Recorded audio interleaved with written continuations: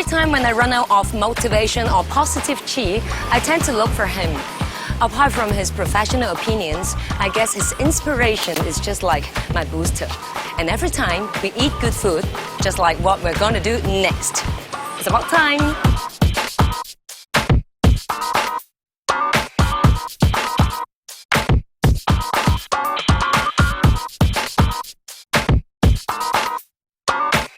Follow your convictions. I'm Joey Yap.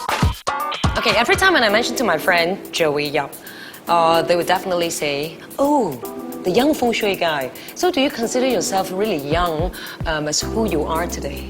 I think in the industry, possibly I was the youngest when I first began, because this practice is usually dominated by the elderly practitioners. More matured, we would say. I actually started practice when I was 20 years old, during my uni days.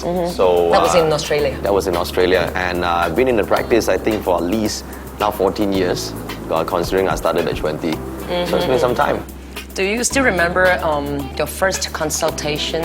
A young kid went to check feng shui for someone else. Yeah, the first consultation obviously wasn't done in the way that we are doing right now. And I still remember that there was once during my first time when I first came out, someone actually just offered a red packet and there was only $1 in there, and I have to drive like 1 hour out from the city all the way to the house. Didn't you set the rate before that? Time, you thought you ain't worth so much, so we thought, just give a red packet, So, but I make it a point now, everything is done professionally, no more red packets. You're now having seminars all over the world. I know you have seminar in KLCC, and the crowd is as big as 3,500 people. Do you still remember your first seminar? My first actual seminar was actually done in Ireland, and at that time there were like 16 people, and right behind the stage just before we begin, I was like already so scared to go up. That was like years ago. There were students there, we did a feng shui program, and people wanted to study. So interestingly, my career actually began outside of Malaysia, because I think the main concern was the age factor, because I think a lot of Asians has the perception that you gotta be old, elderly or matured, to practice feng shui. So it was harder for me to begin, although I have a lot of technical knowledge, but they prefer at that time, the image is always someone with, white hair and stuff, then it's a feng shui practitioner. But so we didn't have this problem when we were practicing overseas. So in Australia, in London, in Ireland, when we first started practicing, it's all right to them, they don't have that stereotypical, image of a feng shui practitioner. So for them to learn something is basically just knowledge. So after gaining success, abroad, then when coming back to Asia, to Malaysia and Singapore, then they would say, oh, you came back from overseas, you must be good.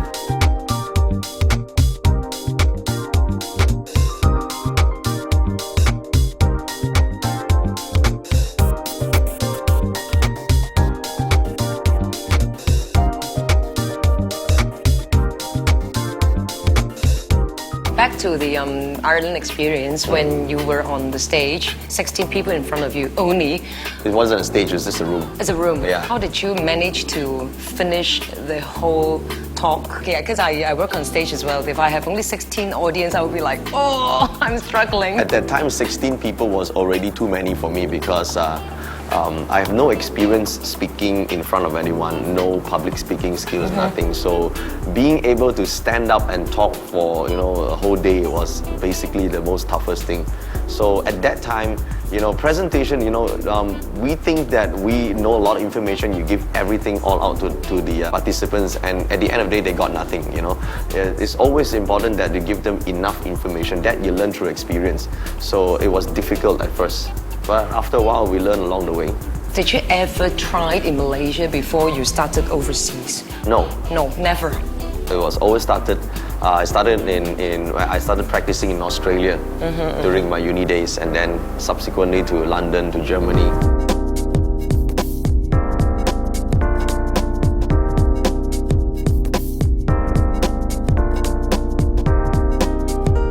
Okay, before you, feng shui consultation is always considered one of those skill-oriented type of work, which is hard to be replicated or duplicated because we cannot have another Joey Yap or a few more Joey Yaps. What was your breakthrough? I think the most important thing is to create a workable system that can replicate the results. And then the second thing that we need is actually to create market education. You got to educate your clients. And once they're educated, they know that they're getting the results and the quality that they're getting. So we can have an organization of experts to help them deliver the results. All right, that means it's you as an individual and your brand. Can I say this? The brand is important, but the brand merely represents the quality of your work. So we still have to deliver the quality of work through our consultants. Obviously, we have to give a lot of training to our people. You see, the old days, the perception of feng shui is always a master and disciple. And they will never impart all the information to the disciple. That's and the therefore, Chinese traditional thinking. one of the greatest setbacks in this practice. So what I changed was the way this is done. So we actually offer training to our consultants to ensure that they deliver the same results under our brand.